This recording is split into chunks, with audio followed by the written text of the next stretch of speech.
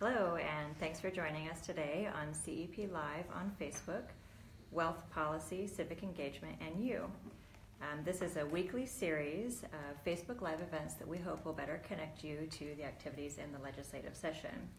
So every Tuesday at 2 p.m., the Climate and Energy Project is going to host live interviews with organizations whose mission includes one aspect of the wealth topic. So that's water, energy, air, land, transportation, and health.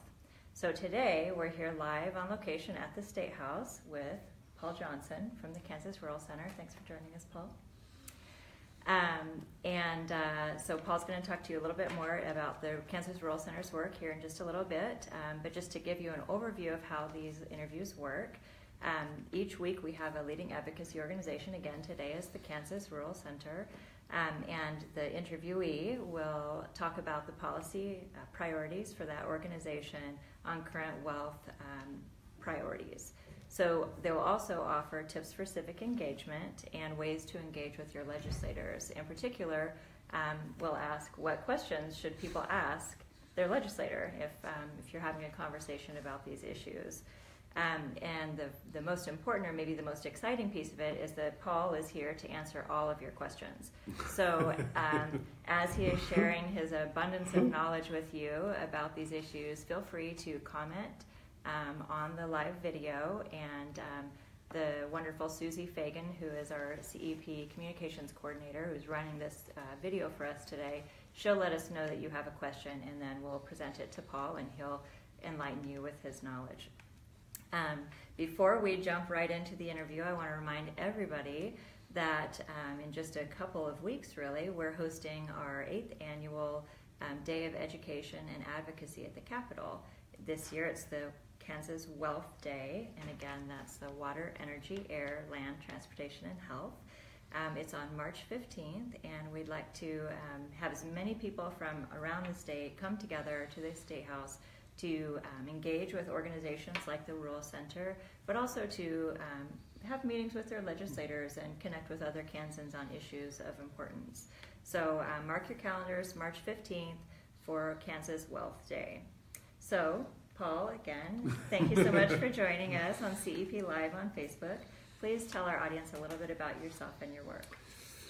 Well, the Kansas Rural Center has actually been around since 1979. It's been a family farm, independent farm, advocacy organization, trying to get a better deal for a diversified farming system in the state of Kansas.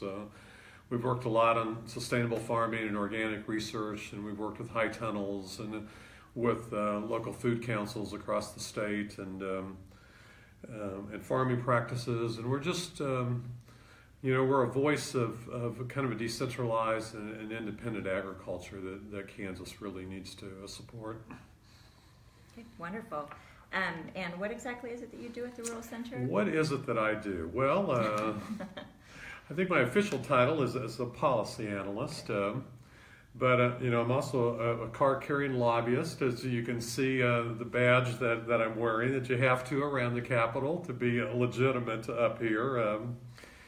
And one of the things I do weekly for the Rural Center and some other groups is to write a weekly e-report called Policy Watch that covers a range of the issues that we're covering at the Capitol. And we also integrate some debate about what's coming with the Farm Bill that we're going to see federally and some other federal legislation as well. So. And I know that the Climate and Energy Project supports the Policy Watch. Who are the other organizations that support it? Well, it's the Audubon Society, the KNRC, Kansas Natural Resources Corporation. I think those are kind of the core members that at this point. That's changed a little bit over the years, but...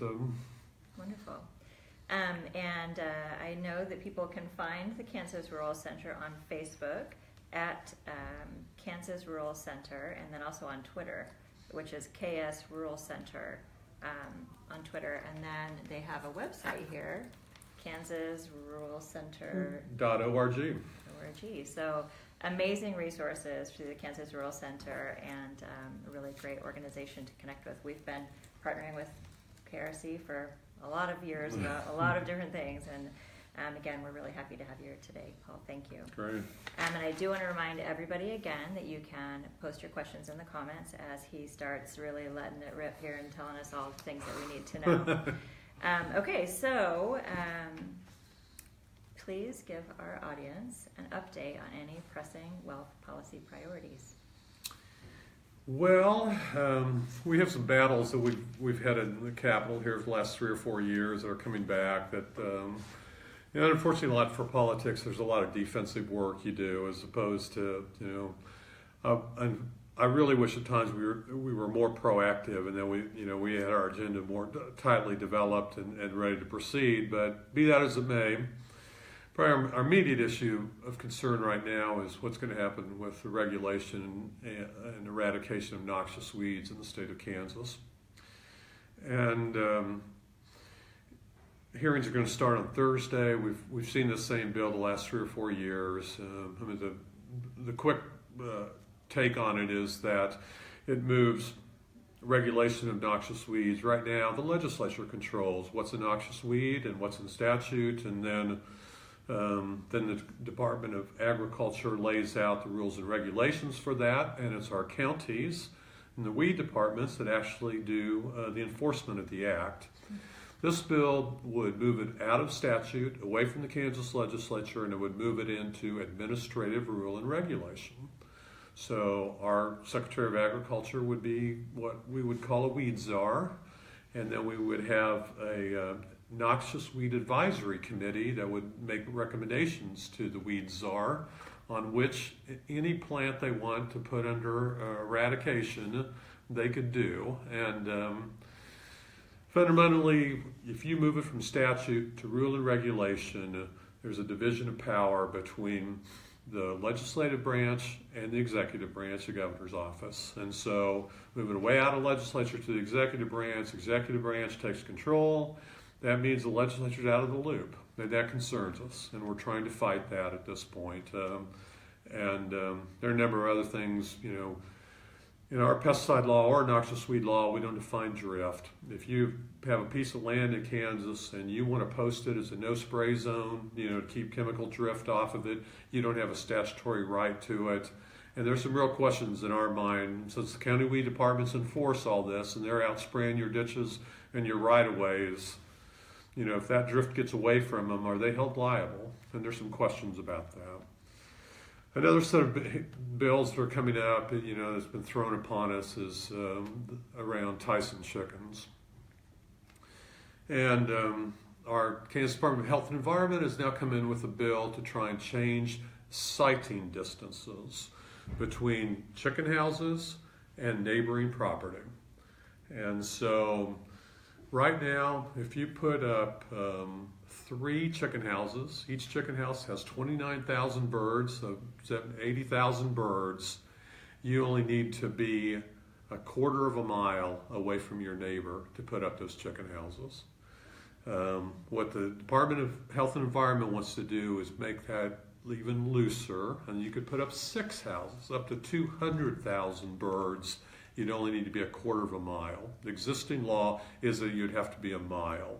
So we're worried about that. Good news is that there's, the reaction to what happened in Tonganoxie and, people, rallying in opposition is that there are some bills now to give citizens a right of petition. So if your county wants to go in and put in a large chicken processing plant and give them the tax breaks that would go with it, if people wanted to petition and vote that, they could do that. And that's Senate Bill 364 and Senate Bill 365. We'll come back to the numbers, and there's a couple of House bills as well. Another issue that we work on, we're concerned about, is the funding of a state water plan in Kansas. We have incredible problems in our state with we're pumping too much underground, out of our aquifers, and especially in the Ogallala. So we're draining that. We've got to figure out how to get some water rights back. And on the eastern half of the state, we're dealing with surface water, and we're dealing with federal reservoirs that hold the public water storage for the vast number of Kansans where they get their water. And those reservoirs are silting in. And it's very costly to dredge these reservoirs. So the question is, where do we come up with the money to fund our state water plan? And It passed in 1989. It was supposed to be a third of the water plan would come from agricultural fees, a third would come from water user fees, and a third would come from state taxes. And that generated between $25 and $30 million a year to spend on various water conservation and water quality projects in the state of Kansas. Since the Great Recession of 2008, that portion from state taxes stopped. So suddenly we don't have a $25 million water plan. Next year our water plan's $11 million. And so how do we fix that? But which probably leads me maybe to my last comment on issues. I mean, the reality is that Kansas is still very broke. That we cut income taxes in 2012 and 2013 by over $900 million a year in taxes. Fortunately, the legislature last year tried to respond, tried to deal with it. They passed an income tax bill finally to try and rectify some of that damage. But we didn't get back up to $900 million. We got $600 million, about 2/3 of that cut. So our state in the last 10 years has gone through 10 years of budget cuts. We've cut state employees, we've cut essential staff, and how do we stop the hemorrhaging? And we're still trying to think through it. And so things like the water plan, things like child protective workers, foster care, Osawatomie, Larned. I mean, it's a long list of problems we have, and we're still the state's still trying to figure out the revenue mess at this point. So. Thanks, Paul, for all of that. I have a couple of questions for you, but I do want to remind our audience to please feel free to comment and ask any questions you might have. I'm sure Paul can handle anything you throw at him. Oh. And I'm going to ask you... Or make it up. We're post-truth. Well, I have faith in you. We're in the Trump era, right? So I know when the Tyson factory was all of that was happening in Tonganoxie. Right. One of the questions I heard people asking was, well, isn't it a business? Isn't it my right as a landowner or a farmer or whatever to put up whatever I want to put up on my property? So what are some of the drawbacks to those chicken houses that might make somebody think a little bit more deeply about that question? Well, I think part of it is, how much where is the public debate? Where was the public discourse? And the key decisions made on that Tyson poultry processing facility was behind closed doors. The county commission didn't fess up or didn't make it known. In the same way with some of the city officials in Tonganoxie. So that's the troubling part. Another part of it is that Tyson was offered hundreds of millions of dollars in special industrial revenue bonds. Well, industrial revenue bonds are special bonds that when they're bought, the people who buy these bonds get federal tax breaks. So basically through our federal tax code, we were subsidizing a $1 billion Tyson facility. Now, I think you divided between the processing plant itself and then the chicken houses that grow, the birds. And the processing facility, there needed to be a full cost analysis. Where were 1,600 workers going to come into a town of 4,000 or 5,000 people? Where are you going to house them? How were you going to deal with that? Was this the best placement for it? And then when you get to the chicken houses themselves, Tyson they wanted to process 1 million birds a week in that plant. And to get 1 million birds a week, you would have needed over 600 chicken houses within 30 miles of Tonganoxie. And these chicken houses are a football, 500 feet long. They have 29,000 birds in them. So the cluster is serious in terms of quality of life. Can we control the chicken litter? What kind of runoff are we talking for water supplies? There were just some environmental and external costs that needed a full debate, that we haven't had in Kansas for 20 years was the last time that we looked at confined animal feeding operations, which is what these chicken houses are called. So I mean, do you have a right to?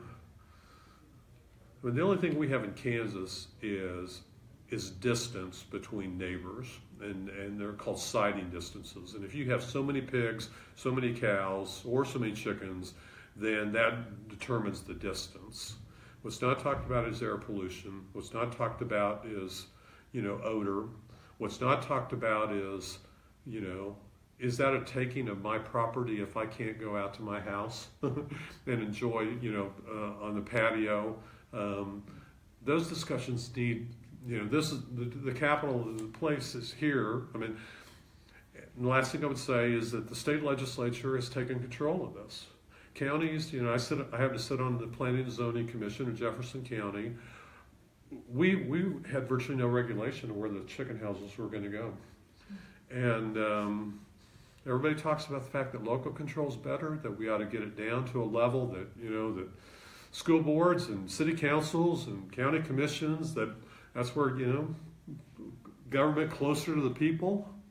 Not so with CAFOs in Kansas. The state legislature co-opted that. They co-opted pesticide control, noxious weeds. So we need to reopen the debate. Sounds like it's a lot to talk about. Another thing that some of our wealth partners, we have several partners in this wealth project, and the Rural Center is one, have talked about is putting forward more optimistic ideas and legislation. And I know the Rural Center works on local foods also. Do you have anything in the works on that? Well, we worked 3 years ago. We worked with a state senator up here, Tom Hawk, and put a bill through that set up a statewide panel of 7 members that ended up to look at local food and farm issues in the state of Kansas. And actually, it follows on the heels. The first local food council in Kansas was in Douglas County, Lawrence, in mid 2005, 2008, somewhere around that. And so they looked at the analysis of where were their food coming from and who was spending it, and where were the impoverished areas, the food deserts, And actually, well, the good news is we're up to 31 of our 105 counties have adopted by county commission or by resolution a local food council. So that debate's simmering. We had a statewide task force for 2 years, and let's be honest, it fell fairly flat. We didn't have the advocates, or we didn't have the follow through. My hope. And some of this self-interest. I'm a vegetable grower. I spend the summers full-time market gardening. But Kansas is, out of all the fruits and vegetables that we all eat in the state of Kansas, we import 95% of it. Our state spends $800 million a year on fruits and vegetables, and we grow 40 million of it locally. And every dollar that we would grow locally would turn over probably a couple times in our economy.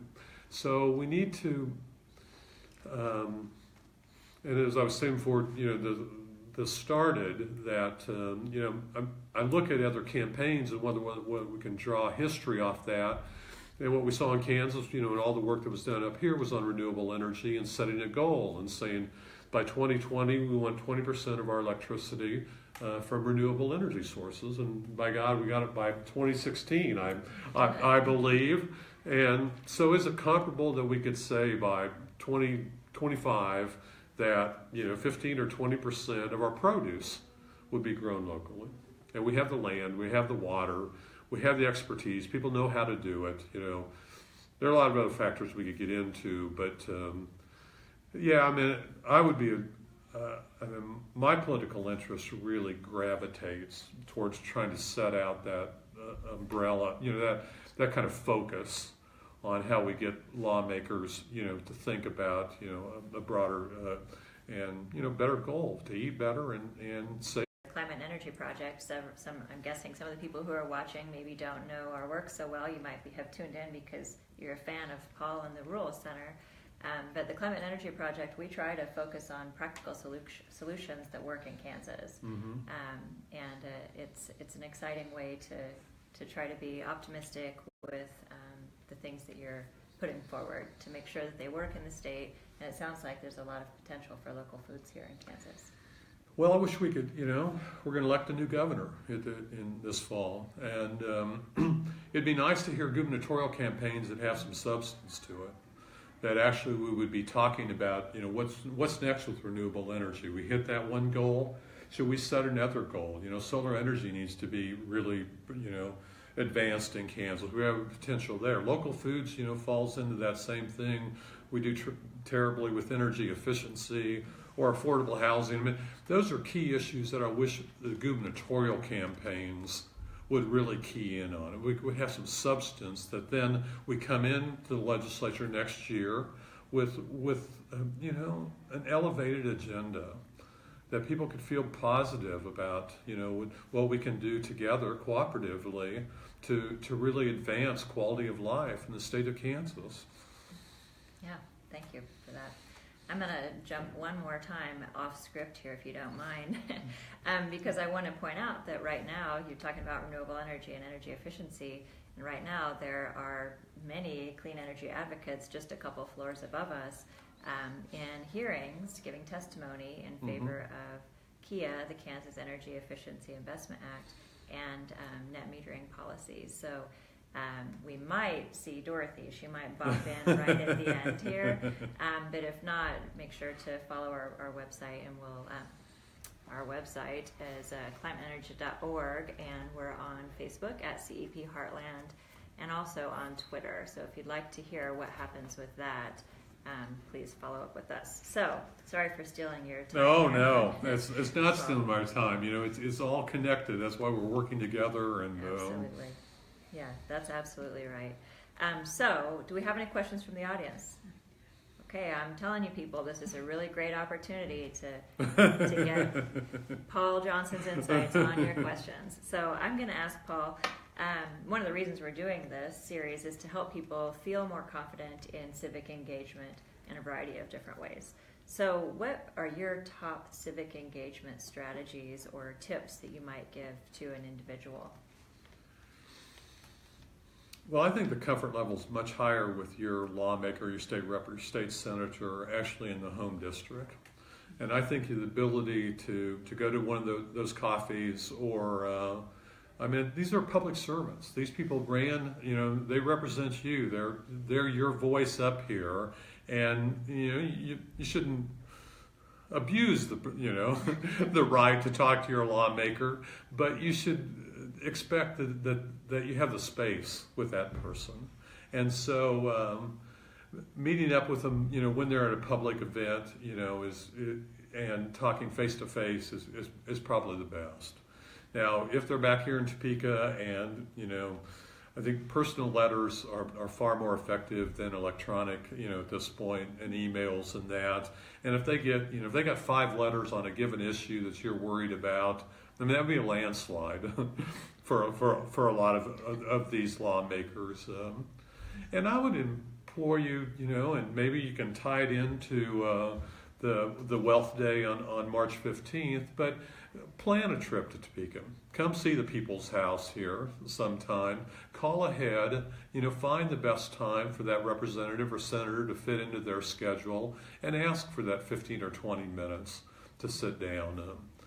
And you don't have to have all the background or all the information. But, some of us, like myself, we swim in this, swamp, as life's work, But that's not really how politics works, But if you have concerns about, what we're doing with renewable energy, or concerns about, how do we increase affordable housing or get more local foods in Kansas, that's where you engage these legislators one-on-one is probably the best. Definitely. Thank you for that. And I appreciate also the plug for Wealth Day. One of the things that we hope comes from Wealth Day is that people feel like they can come to the Capitol, and they're not coming by themselves. They're a large group of people. We also will schedule meetings for people to go and meet their legislators. We sometimes people say, "Oh, I still don't want to go by myself." We Right. can organize people to go in groups. Right. So 5 or 6 people might go to meet one representative.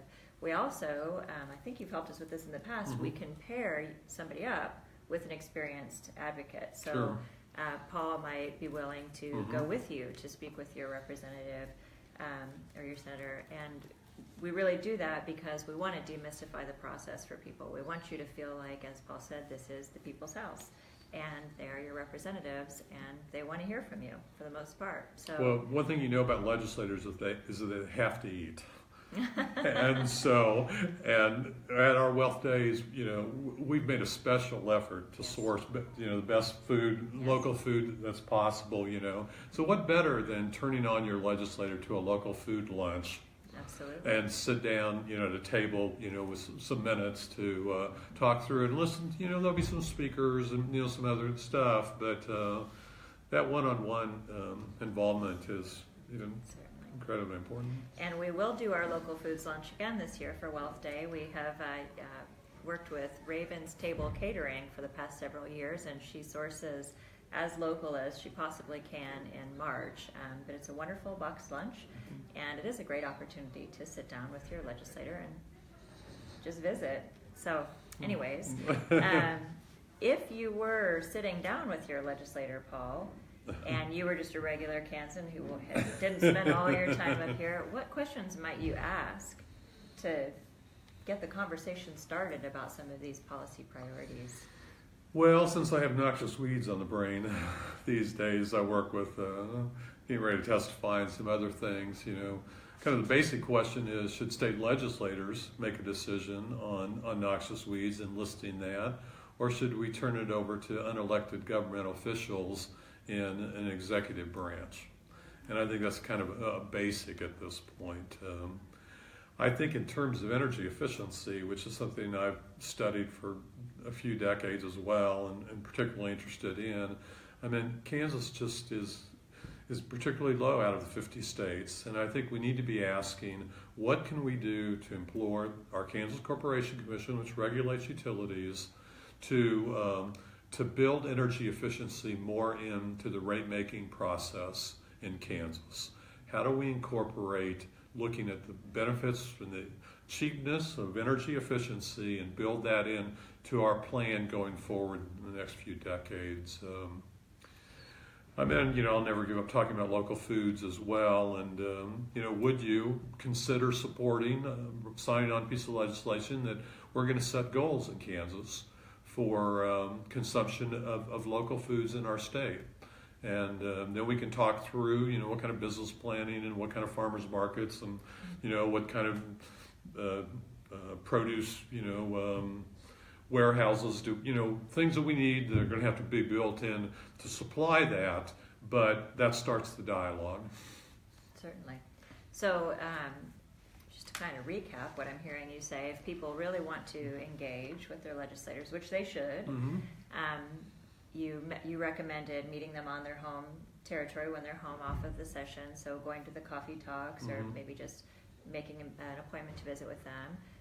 Also coming up here to the Capitol to visit with them, either at Wealth Day with groups of people or with an advocate to help, or even just whenever you're up in the Capitol, or up in Topeka to come and visit your legislator, and really just to ask them questions about the priorities that are going on. Is there anything else? Well, obviously there's a whole range of topics that could be touched. What is going to happen to Osawatomie, and how do we deal with Larned, and what's particularly getting attention now is our child welfare services, and we privatized that in 1996, and how well's that been working out? And do we have a new debate about should we rethink what we did with that? But I think also a personal note ever so often, to a letter, a postcard, to legislators. They would take that as a special effort on the part of a constituent. I know I like to receive mail. Anytime I get a card, it's like a banner day. So I bet it feels the same way for a legislator. One quick check back in. Do we have any questions? Have we heard if Dorothy's going to swing by at the end? She was not sure. Okay, well, we probably won't count on that then. I know she gets wrapped up in those things. I did want to make a couple comments about the energy efficiency thing. Okay. If you're talking to legislators about energy efficiency, two pretty easy things to remember is that Kansas is actually 48th in the nation for energy efficiency. Mhm. And the way CEP looks at that is that we have nothing but potential Yes. for growing energy efficiency. And it's also the lowest cost resource. Right. It is the most economically affordable way to work towards energy independence. I mean, every dollar that we don't spend on Wyoming coal, we could be spending for better lighting, insulate your home, I mean, there would be an economic reverberation that just hasn't been completely factored in Kansas. And, lots of potential. well, it's tremendous potential. I mean, it's hundreds of billions of dollars that people spend on energy, and Okay, well, if we don't have any other questions from the audience, then I think we'll start wrapping up here. Paul, do you have any thoughts you'd like to leave our audience with? Well, like I said, it's election year, folks, and governor's races really count for something. We're going to have a new governor, and that's going to set a new chart and new course for Kansas, and we all need to be engaged in it. All 125 House members are up for re-election. You've got a Secretary of State, you've got an Attorney General, you've got statewide offices, you've got 4 Congress people. I mean, those are the basics of civics here, folks. I mean, you get what you vote for, and if you don't vote, don't complain. And now's the time to be on, ask these campaigners, why are they doing it? What are their priorities? How does it fit with what your priorities are? I mean, that's the civic engagement that Kansas needs. And I might add, if your priorities don't come up in their conversations, right. then ask how they feel about your priorities, right? Well, with that then, I think we'll kind of wrap it up here. I do want to remind everybody, as we started saying earlier, there was a hearing this morning on the KIA legislation, or this afternoon, and net metering, so CEP will put out an update on that. Hopefully you'll see that update in the Policy Watch that comes out on Fridays with the Kansas Rural Center. And I want to point everybody again to follow the Kansas Rural Center's work at kansasruralcenter.org or on Facebook or Twitter, and also the Climate and Energy Project, climateenergy.org, and on Facebook and Twitter at CEP Heartland. We love new likes, and with these videos are really easy to share. So if you watch this and you think, wow, that was really useful information from Paul, it's super easy just to share it with your neighbors and start helping people feel more confident about civic engagement.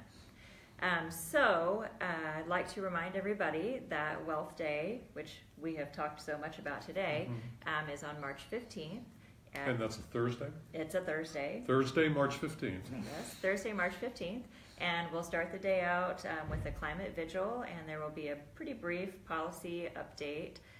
We're trying to change things around a little bit this year, where we're thinking there will be some more dedicated conversations, like small forums on the issues, but I can't give too many details on that yet because it's still in the works. But we are going to have, as we said, a lovely local foods lunch where you could invite your legislator to come and join you. Right. You don't have to just wait and see if they come. You can send them a note and say, would you join me? Which would be the best, too. Would be the best way to go, definitely. I think one of the most exciting things about Wealth Day is what we call our Solutions Showcase, where the rotunda on the second floor is full of leading organizations in Kansas their work aligns with water, energy, air, land, transportation, or health. So if you feel like you don't know what's going on or you're not sure who you should be supporting, you should come to Wealth Day, and you'll meet really the cream of the crop in Kansas, the best of the best. So some really exciting things there. You can sign up to join us at bit.ly/2018 Wealth Day, and that'll be in the comments also. And we are accepting new sponsors if anybody wants to come and set up a booth to reach out to diverse group of Kansans and legislators, it's a great opportunity. So we would encourage you to look at our Facebook page and our website for the schedule of all of the interviews. We're doing these interviews every Tuesday between now and Wealth Day. We might have a couple after that because a lot of people want to be on CEP Live. Yes, it's a great time, right, Paul? Yes. Good.